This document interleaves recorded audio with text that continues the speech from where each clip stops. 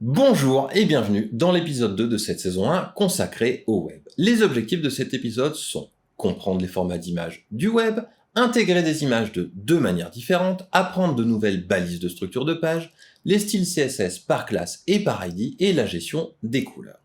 Commençons par comprendre les formats d'images du web, pour cela comprenons comment une image fonctionne d'une manière générale. Les images sont une représentation graphique de quelque chose, un logo, une illustration, une photographie. On peut la créer sans ordinateur et ensuite la numériser à l'aide d'un scanner ou d'un appareil photo. Mais on peut aussi la créer à partir d'ordinateurs, clavier souris tablette et de logiciels, et même la générer à partir de données. Alors, petite parenthèse sur la création d'images à partir de données, on connaît l'exemple d'un graphique basé sur les valeurs d'un tableau, mais sachez qu'il existe une manière très créative de générer des images à partir de données, on appelle cela le design génératif. C'est-à-dire que des designers pensent à un modèle graphique qui va se moduler en fonction des données. Ces données peuvent être collectées sur Internet, comme le big data par exemple, ou encore de manière pseudo-aléatoire, mais il est possible de collecter des données à l'aide de capteurs. Les capteurs peuvent être des capteurs de proximité, de pression, de lumière, de température et tant d'autres. Pour que cela soit rendu possible, il nous faut utiliser des microcontrôleurs comme une Arduino. Il y aura une saison consacrée à Arduino. Vous l'avez compris, une image peut donc parfois être une suite de pixels et parfois un mélange de données qui ne sont pas figées. Il y a donc deux types d'images. Les images dites bitmap ou matricielles en français qui sont un ensemble de pixels. Et les images dites vectorielles qui sont un ensemble de données. Les images bitmap sont les plus faciles à comprendre. Elles sont composées de pixels dans une grille. Chacun des pixels possède une couleur et cette grille a une taille fixe. Les images vectorielles sont composées de points et de formules mathématiques pour qu'elles se dessinent. Alors rassurez-vous, pas besoin de faire des mathématiques pour en dessiner.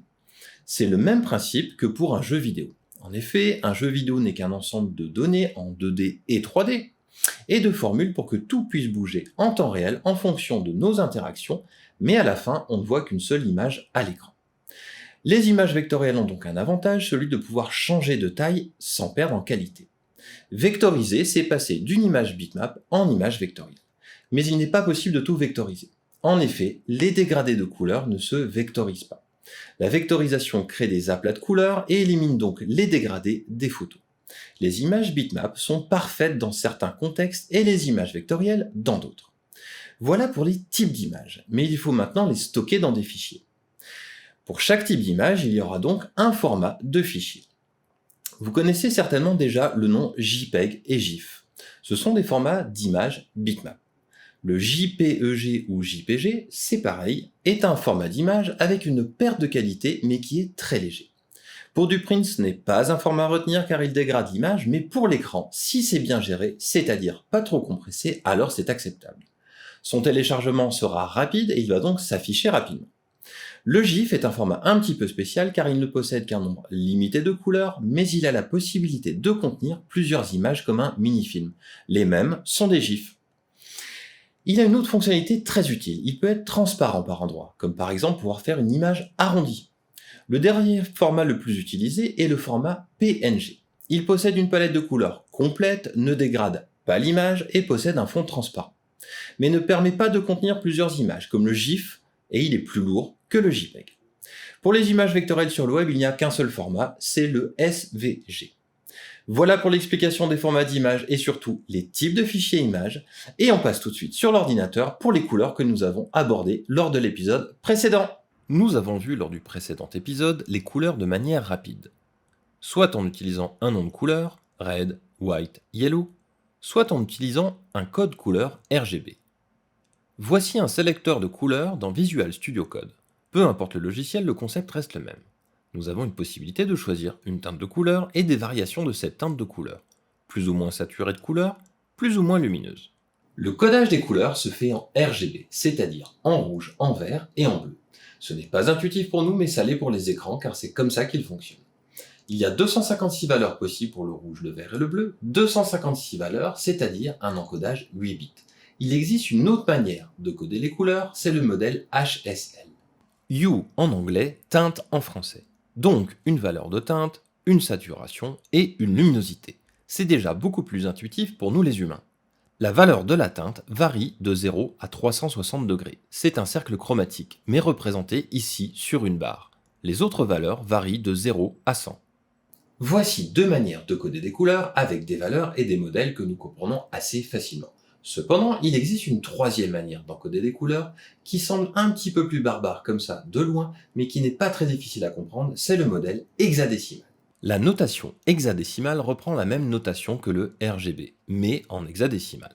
Les deux premiers caractères correspondent à la valeur de rouge, suivie de la valeur de vert et pour finir, la valeur de bleu.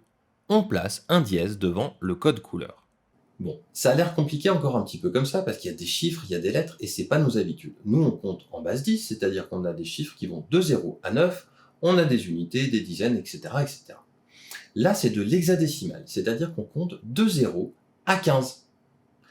10, c'est la lettre A, 11, la lettre B, 12, la lettre C, 13, la lettre D, 14, la lettre E, et 15, la lettre F. Alors, il n'y a aucun intérêt de savoir compter en hexadécimal pour faire du web, rassurez-vous. Mais quand vous reverrez ces notations hexadécimales, sachez qu'il y a une équivalence RGB et qu'il y a même des sites qui vous convertissent ça pour vous. Alors, la transparence, on verra ça une autre fois. Et là, on va s'amuser à mettre des couleurs dans la page web. On va sur CodePen pour jouer avec nos couleurs. Je vous présente une nouvelle balise, la balise div. C'est un bloc un peu passe-partout, très utilisé, les pages HTML en sont remplies. C'est une balise paire, c'est-à-dire avec une balise fermante. On en a l'habitude maintenant, on place un attribut style et une propriété background pour mettre une couleur par exemple RGB 150, 150, 150 pour notre grille. Et une taille, 100% de largeur pour occuper la taille de la vue et disons 50 pixels de haut. Voilà, parfait. Et si par exemple j'ai envie de faire une ligne en dessous plus claire?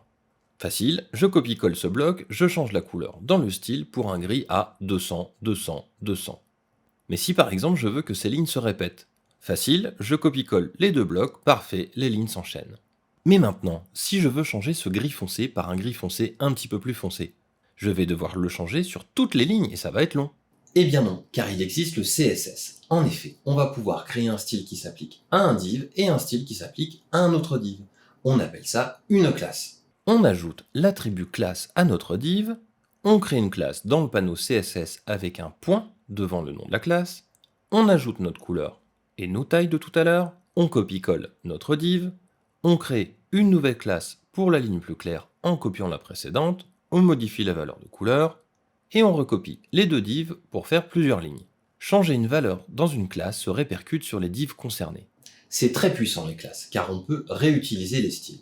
Ça nous fera déjà un code HTML beaucoup plus facile à lire, et en plus pour les modifications c'est facile, tout est au même endroit. Alors en plus de ça, on peut cumuler les classes. Je vais créer une classe pour faire un texte blanc, je l'ajoute ensuite à la liste de la classe d'un div, et voilà comment on peut ajouter des styles à un élément. Mais comment faire si par exemple un élément spécifique doit être différent? Nous venons de faire du CSS à l'aide d'une classe. L'idée d'une classe c'est d'être réutilisable. Nous avons utilisé pour cela un sélecteur de classe qui débute par un point. Mais si j'ai besoin de créer une classe un peu unique sur un élément particulier, il existe un autre moyen, c'est-à-dire que nous allons créer un ID. Un ID, c'est un identifiant unique pour un élément. On place l'attribut ID dans un div et on lui donne un nom unique. On crée une classe spéciale pour cet élément unique avec un dièse au début et non un point. On appelle cela sélecteur par identifiant. Plaçons une couleur de fond rouge par exemple, et voilà. On constate qu'il y a une priorité dans les classes. Les classes par ID sont considérées plus importantes que les classes par nom. Nous avons vu comment faire des classes CSS et aussi pour un élément unique. Il existe encore une autre manière, c'est le sélecteur de balises. Mais nous verrons cela lors du prochain épisode, ainsi que la priorité des sélecteurs les uns par rapport aux autres dans le CSS. Je vous propose maintenant de passer aux images et d'intégrer une image. Nous allons utiliser une balise IMG. C'est une balise auto-fermée. Il n'y a pas de balise de fermeture. Nous allons utiliser une source pour indiquer l'image à afficher. Dans notre cas, j'ai utilisé un site d'image libre de droit avec la copie d'adresse de l'image. Nous utilisons ici une image de site distant, mais nous verrons dans un prochain épisode comment gérer les images de notre répertoire de travail et aussi comment gérer les fichiers. Nous pouvons aussi donner une taille à cette image avec l'attribut height pour la hauteur et width pour la largeur. Si on donne une largeur, la hauteur s'adapte automatiquement. Ou si on donne une hauteur, la largeur s'adapte automatiquement. Mais si on utilise les deux, on peut déformer cette image. Voici l'image dans le CodePen de l'épisode précédent pour faire notre article. Voilà pour la balise div. Nous allons maintenant apprendre une autre manière d'utiliser les images, c'est-à-dire de placer une image de fond dans un div. Utilisons une balise div ainsi qu'une classe. La propriété background_image va nous permettre d'afficher une image de fond. On utilise le mot URL pour indiquer l'image à utiliser. Dans notre cas, la même image que précédemment. Il nous manque une taille de bloc div pour afficher ce bloc, une largeur et une hauteur. On peut régler la taille de l'image de fond pour qu'elle s'adapte au bloc avec la propriété background_size. On peut utiliser une valeur, cover, qui va se débrouiller pour remplir le bloc avec l'image en coupant un bout de l'image. Si l'on veut afficher l'intégralité de l'image dans le bloc, on va utiliser la valeur contain, qui affiche l'image totalement dans le bloc. On constate qu'il y a une répétition de l'image avec ce mode. Il existe donc une propriété pour gérer cela, background repeat. Par exemple, nous pouvons interdire la répétition avec no repeat. Par défaut, le réglage est sur repeat. La répétition s'effectue à partir d'une position de départ qui est par défaut en haut à gauche. Nous pouvons aussi définir ce point d'ancrage avec la propriété background position. L'utilisation la plus courante consiste à centrer l'image avec la valeur center. Voilà pour la gestion des images de fond. C'est très puissant, nous avons la possibilité de répéter ou non, nous avons aussi la possibilité d'afficher de manière contenue ou couvrante. En ce qui concerne notre site, nous allons placer une image de fond dans la bannière. La bannière est l'entête du site. Il existe une balise de structure HTML qui s'appelle header, qui est l'entête d'une page. Header est une balise paire avec donc une balise fermante. Nous allons utiliser un sélecteur de classe par ID puisque notre header est censé être unique dans notre site. Côté CSS, un background image, une taille type cover, une position type center pour une image centrée. Vous retrouverez les différents codes pen de cet épisode dans la description. Je vous propose de faire le bilan de ce que nous avons appris lors de cet épisode. Nous avons appris les types d'images bitmap et vectorielles, nous connaissons les différents formats d'images du web, JPEG, GIF, PNG et SVG, les couleurs directes par nom, RGB, HSL et hexadécimal, les classes, les sélecteurs d'ID, les sélecteurs de classes, nous savons intégrer des images avec la balise IMG, nous savons intégrer des images de fond dans la balise div, les positionner, les répéter et leur donner une taille, ainsi qu'une nouvelle balise de structure header. Je vous donne rendez-vous dans le prochain épisode pour en apprendre davantage sur le fonctionnement d'une page web avec les notions suivantes, le fonctionnement d'un serveur web, créer un menu simple, positionner des éléments, faire des liens, les comportements graphiques de blocs, les mises en forme de blocs, les classes CSS par balise, les priorités de classe ainsi que le pied de page. N'oubliez pas le pouce bleu, l'abonnement avec la cloche pour être au courant des nouvelles vidéos et je vous dis à très vite.